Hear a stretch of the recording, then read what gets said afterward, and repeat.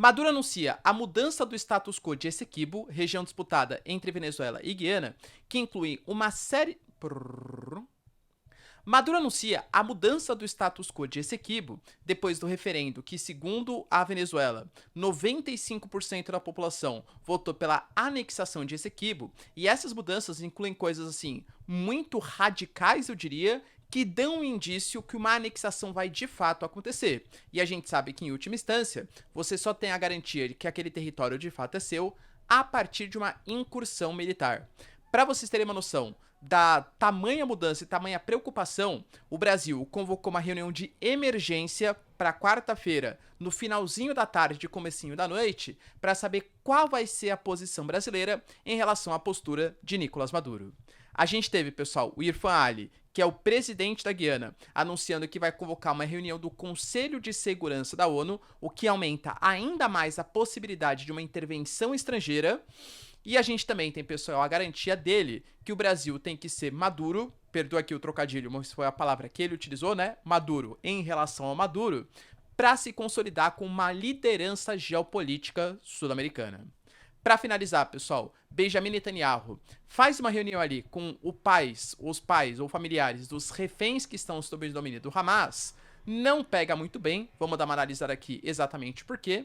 E tem também chefe da defesa israelense garantindo que a inundação de Gaza é uma boa ideia. Se vocês querem entender um pouco mais sobre esses assuntos, e muito mais também sobre geografia, geopolítica, atualidades, política, polêmicas, enfim, tudo para você se manter sempre bem atualizado, já se inscreve no canal, deixa seu like, compartilha esse vídeo, que eu, professor Ricardo, conto muito com a sua ajuda. Belezinha? Pra quem não me segue no Instagram, @prof_Ricardo Marcílio, me segue lá, pessoal, que eu sempre posto notícias e tal, faço reels, né, algumas notícias e acho que é bem legal aí pra gente manter um contato mais próximo. Tamo junto?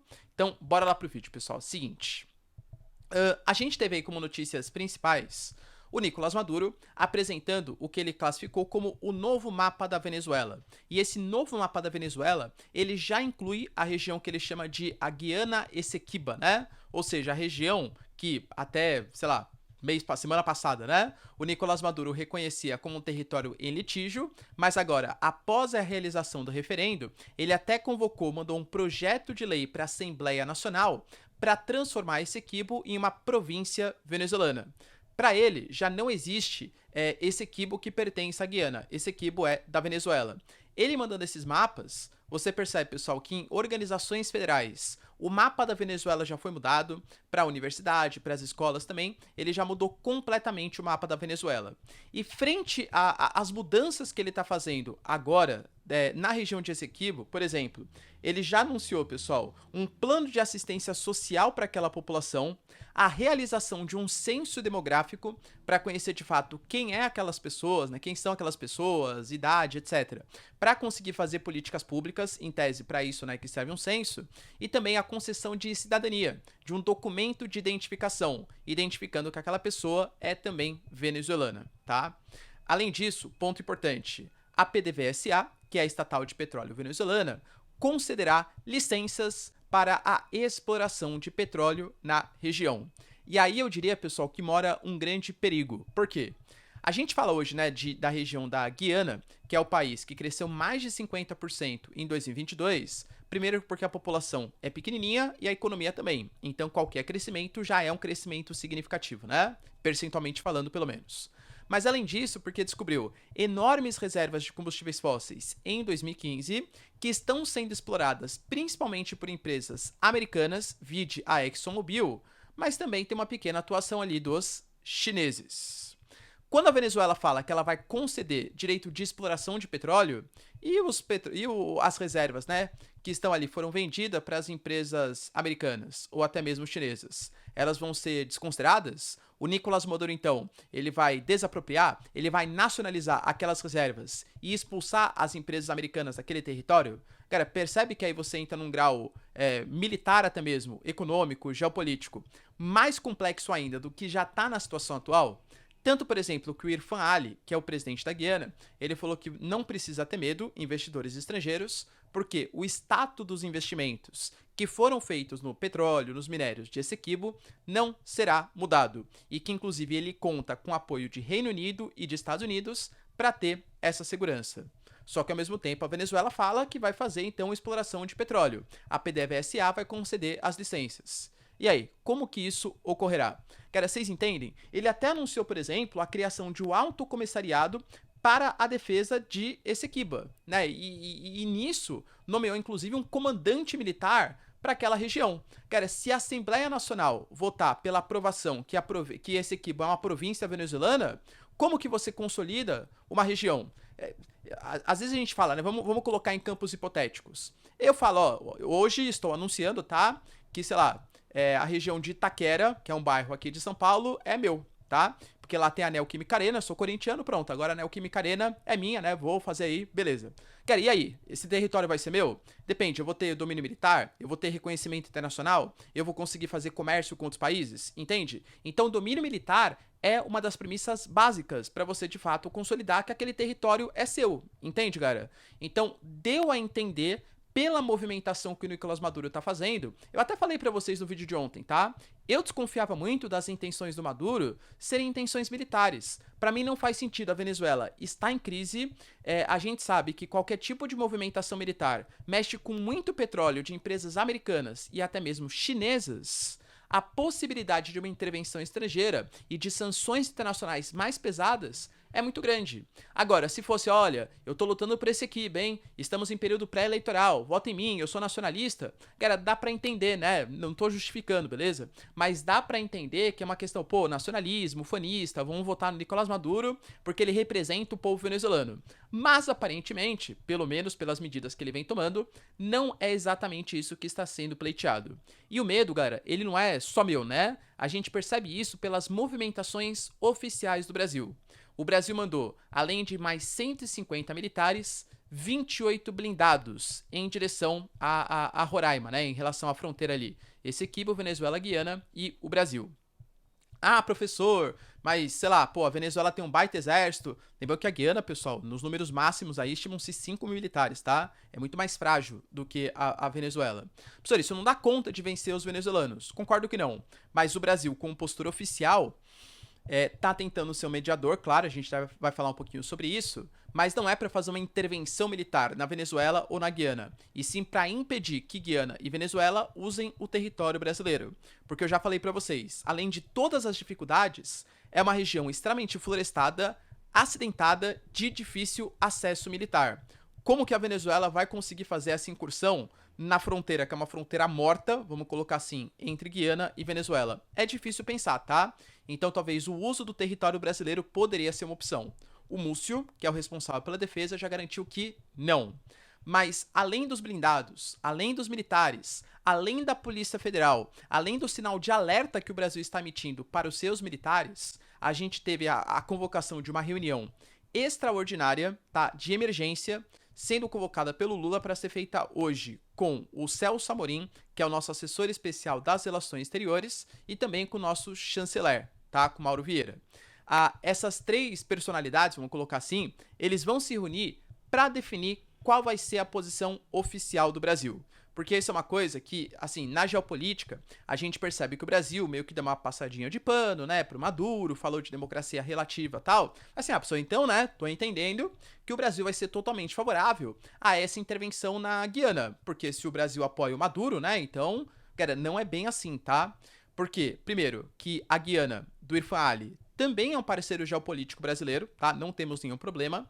Em relação a parcerias e exercícios militares, somos mais próximos da Guiana do que da Venezuela, e eu diria que as consequências geopolíticas podem ser muito piores, com a possibilidade da interação de bases militares americanas em território da Guiana, uma possível intervenção estrangeira numa região que é amazônica, e fora a crise, né? Assim, esquecendo todas as perdas de vidas humanas que uma guerra causa.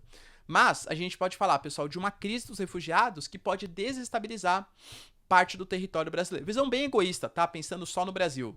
Então não é muito do caráter brasileiro apoiar essa intervenção. Vamos ver como que o Brasil vai se posicionar. Inclusive, o Irfan Ali hoje deu uma entrevista para uma mídia brasileira e deu declarações, cara, muito parecidas nesse sentido. Primeiro, ele confirmou que, de fato, a Guiana vai convocar uma reunião do Conselho de Segurança da ONU para saber exatamente o que vai ser feito contra a Venezuela. a gente teve as cortes internacionais decidindo que era, não que Essequibo pertence à Guiana, mas que era ilegal a realização de um referendo para decidir sobre essa questão e que era pior ainda envolver militares da região de Essequibo. Pelas declarações do Maduro, pelo referendo que ele realizou sem autorização das cortes internacionais, inclusive falou, tá? Olha, Estados Unidos, esqueça, tá? Eu não reconheço essa corte internacional como responsável por deliberar entre uma questão que deveria ser da Guiana e da Venezuela, tá?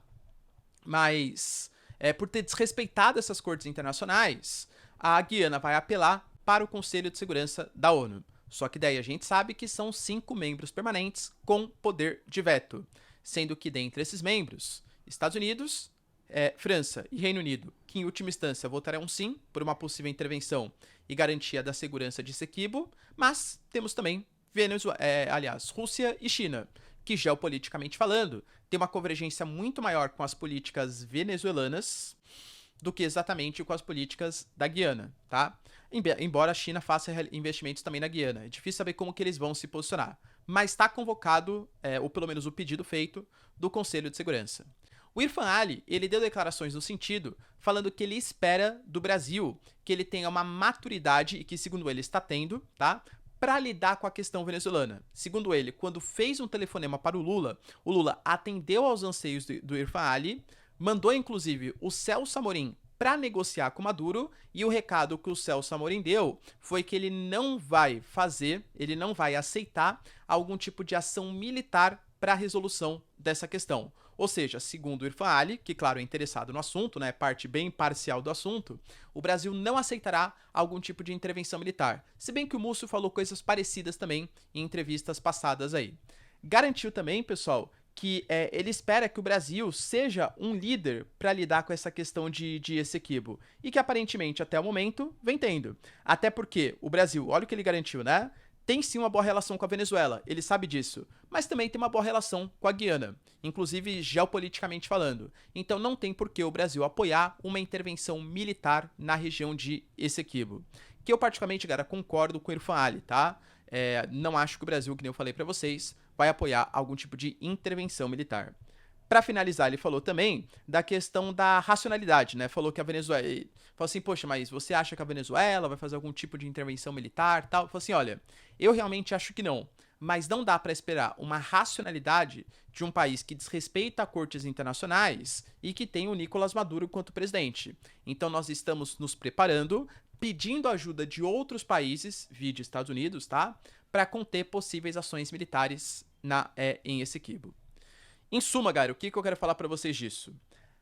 Até ontem, eu achava que tinha muito mais um caráter nacionalista e que o Maduro ia esticar a corda até o ponto em que ele perceber que algum tipo de ação militar poderia acontecer. Com a convocação de tantas coisas oficiais, como um diretório de defesa, como um plebiscito, mandar para a Assembleia, né, Nacional a transformar Essequibo numa província, parece que a Venezuela está querendo escalar essa questão. Será que existe algum país por trás dos venezuelanos? Deixa aí nos comentários. E para finalizar, pessoal, fala também sobre a questão de Israel. A gente teve hoje o Benjamin Netanyahu fazendo uma reunião com algumas lideranças militares e também com familiares dos reféns que ainda estão na faixa de Gaza. E a mensagem, assim, que foi deixada bem explícita foi, olha, sinto muito, mas a gente hoje não tem como resgatar todos os reféns. Que é uma coisa que os familiares estão cobrando. Galera, de novo, né? Vamos tentar trazer a situação para próximo da gente. Vamos imaginar que a Argentina, qualquer país, tá? Vamos imaginar que a Argentina, malucona, doidona, tudo tal, vai lá, invade o Brasil e faz reféns brasileiros. Pô, beleza. A Argentina tá errada, não tá? Tá errada. Você aceitaria que o Brasil familiar seu foi sequestrado, tá? Um familiar seu pai, seu filho, etc. Ele foi sequestrado e está sob domínio do, sei lá, governo argentino. Você aceitaria que o Brasil fizesse uma intervenção militar direta na Argentina, mesmo sabendo que um familiar seu pode sofrer, até mesmo vir a óbito com essa ação brasileira, antes de uma negociação? Entende? Eu não tô julgando aqui, cara, se for perguntar pros familiares dos reféns, Não acho que eles vão falar, não, o Hamas, nossa, ele é bonzinho, tal, por favor, negociem com ele. Eles estão muito mais preocupados com seus filhos. Teve até uma mãe, por exemplo, né, que o relato ali que a mídia, The Times of Israel, passou, é que a mãe, ela falou assim, olha, meu filho, ele não se ofereceu para morrer em nome de Israel. É um civil que foi sequestrado da sua casa. E aí começaram os familiares reféns a reclamar do Benjamin Netanyahu, que ele está agindo somente de maneira política, que ele está querendo destruir o Hamas, que é legal, mas sem ligar para as questões das vidas israelenses que ali estão. Inclusive teve um pai que até reclamou que a reunião atrasou, que eles lidaram com uma questão assim muito sensível, que é a vida dos familiares, de uma maneira totalmente desumana. Aparentemente o que Israel fez, pelo menos nas declarações do Benjamin Netanyahu, assim tem reféns, mas sinto muito, a nossa operação militar tem que continuar e algumas pessoas vão ter que ser sacrificadas em nome de Israel. Pelo menos essa foi a impressão que foi passada para os familiares dos reféns. E outro ponto que ficou bastante latente, bastante sensível, está em relação ao plano que eu falei para vocês. Eu comentei com vocês no vídeo de ontem, né? Que o The Wall Street Journal, ele compartilhou uma notícia que Israel estaria construindo, na verdade já tem, né? 5 sistemas de bombeamento de água do mar Mediterrâneo, água salgada, para inundar os túneis de Gaza.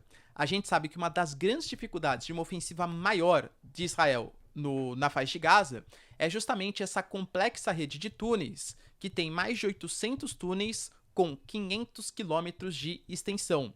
É muito difícil você conseguir guerrear, né, nessa proporção. E um jeito fácil, segundo Israel, seria inundar esses túneis. Só que isso pode trazer uma desestabilização do solo, deixando o solo mole, muito frágil, de uma região densamente povoada, né, com prédios, casas, etc. Agora, vide aí, né? Óbvio que a situação é bem diferente. Mas o caso em Maceió, da Braskem, né? Óbvio que não é igual, mas entende a situação, né? De afundamento, etc. Fora a salinização do solo e também da água utilizado pelos civis palestinos. Então pode haver uma pressão em cima de Israel ainda maior. Os Estados Unidos, que já reclamou com o Benjamin Netanyahu, falando que sim, a Autoridade Nacional Palestina vai comandar a faixa de Gaza, mesmo sendo contra as vontades de Israel. E o Bernie Sanders, importante representante democrata, falou que enquanto Israel não diminuir os óbitos de palestinos que acontecem na faixa de Gaza, a ajuda de 14,3 bilhões não vai chegar. A pressão com esse possível plano pode aumentar ainda mais pelos prejuízos sociais e ambientais que Israel causará à faixa de Gaza. Beleza, pessoal? Deu para entender os principais acontecimentos? Se vocês curtiram o vídeo, então, já deixa seu like, se inscreve no canal. Tamo junto, beijos, abraços e tchau, tchau.